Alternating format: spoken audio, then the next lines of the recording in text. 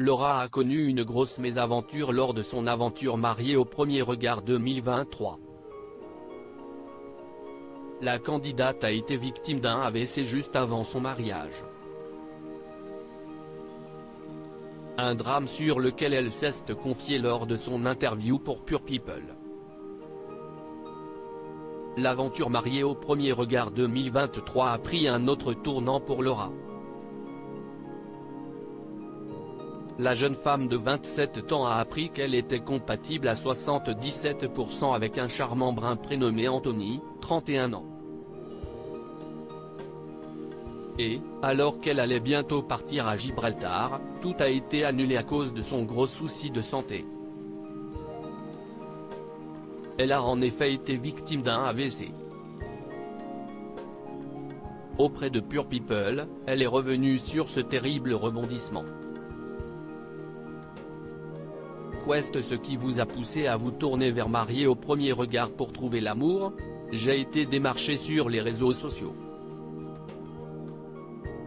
On m'a demandé si j'étais célibataire et si je recherchais l'amour véritable. C'était le cas. Et surtout, j'étais à un moment de ma vie où je galérais à trouver quelqu'un, alors que j'avais vraiment envie de construire quelque chose. Dans votre portrait, vous dites que vous avez souffert par le passé. On vous a notamment beaucoup rabaissé. Comment cela se traduisait-il? J'avais des hommes qui se moquaient de moi, de mon physique notamment. Ils me disaient mais pourquoi tu as dit ça? Pourquoi tu fais ça? On était tout le temps en train de reprocher des choses sur ce que je suis. Si est-il dans ce sens qu'on me rabaissait. Mais je n'ai jamais été avec des hommes violents.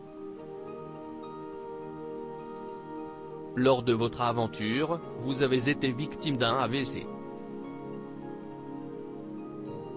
Comment cela s'est-il manifesté? La vessie est la conséquence de ce dont j'ai été victime. Au début, ça se manifestait pas des migraines avec aura visuelle, à répétition, à une fréquence anormale.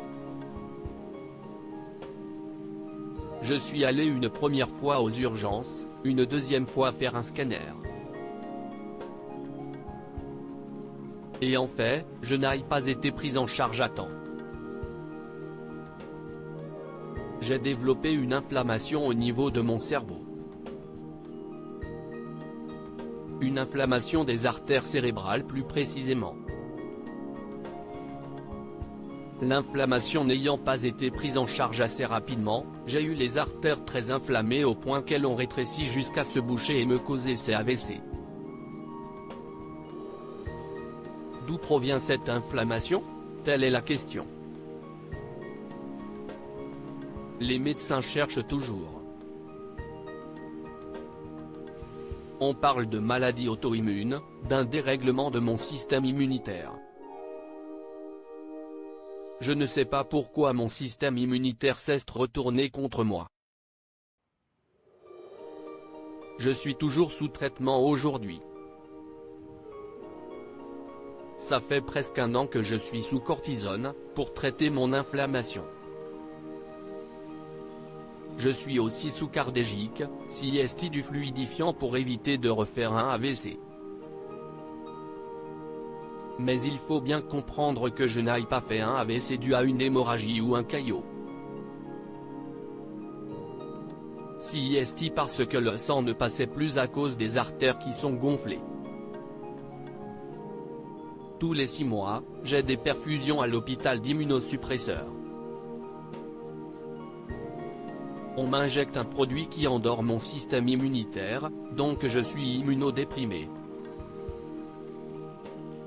Carrément on supprime mon système immunitaire pour ne plus qu'il s'emballe. CIST donc encore très contraignant aujourd'hui. Oui, la prise de cortisone n'est pas du tout anodine. Ça crée énormément d'effets secondaires.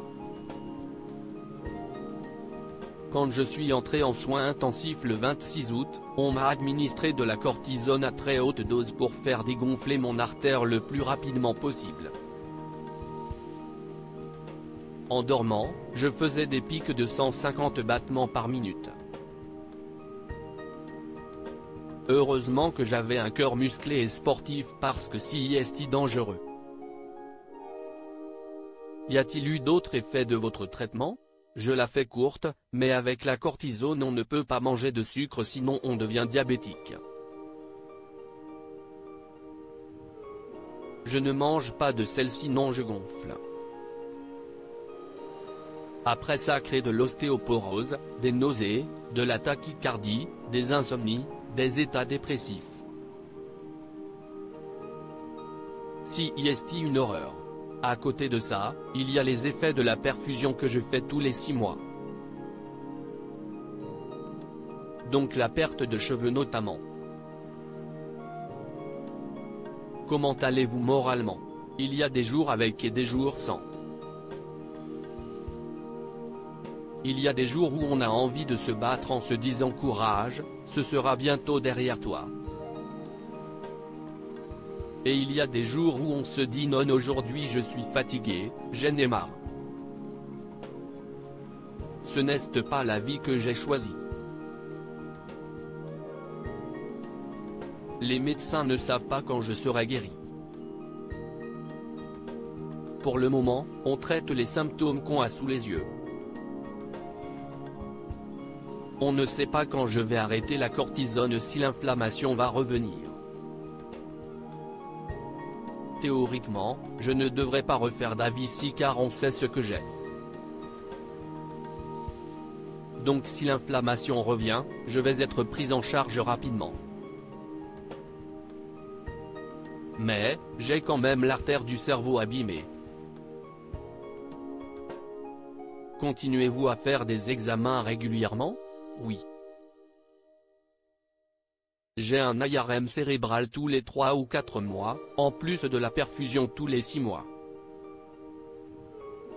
Il y a 4 semaines, j'ai fait une ponction lombaire. Ensuite, j'ai des prises de sang tous les mois en fonction de ce que veulent voir les médecins. Avez-vous eu des soucis de santé qui auraient pu prédire ce qu'il s'est passé? Je n'avais aucun facteur de risque, aucun antécédent familial. J'ai toujours eu une bonne hygiène de vie. J'ai toujours fait attention à tout et fait énormément de sport. C'est incompréhensible ce qu'il se passe. Avez-vous de nouveau été hospitalisé depuis? J'ai fait plusieurs rechutes, oui. J'en ai fait une fin novembre car j'ai chopé le Covid. J'ai refait des troubles neurologiques. J'ai de nouveau été aux urgences. Et j'ai refait une rechute le 5 février.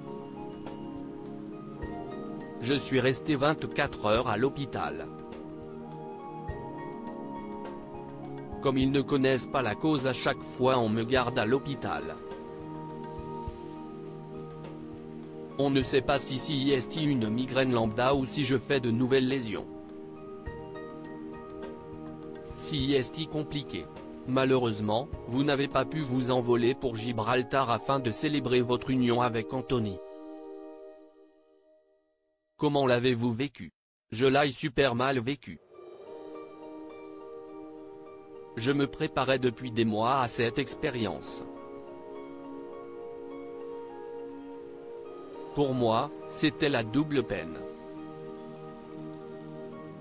Déjà à 27 ans il m'arrive ça et en plus j'avais une opportunité de fou qui m'attendait et je ne pouvais pas la vivre. Je le vis comme un coup du sort. Propos exclusifs ne pouvant être repris sans la mention de pour et péole. Comme